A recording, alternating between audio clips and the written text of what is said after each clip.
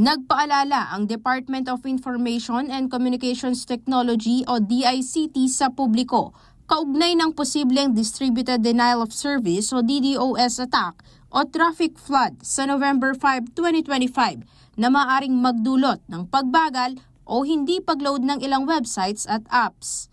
Ayon sa DICT, walang dapat ikabahala dahil hindi ito data breach at walang mananakaw na personal na impormasyon o pera. Pinayuhan naman ng ahensya ang mga netizen na manatiling kalmado at gawin ang mga sumusunod. Subukang muli kung hindi agad mag-load ng site o app. Gumamit ng official app o status page.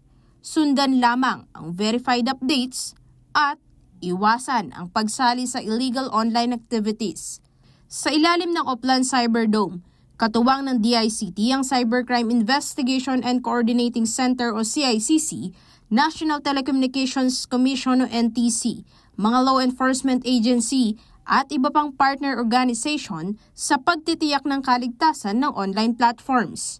Naka-activate din 24/7 ang National Computer Emergency Response Team o NCERT para sa pagmamanman at agarang aksyon sa mga posibleng banta.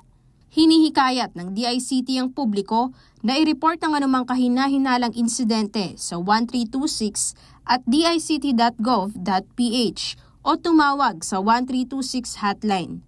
Aisel Fernando, CLTV 36 News.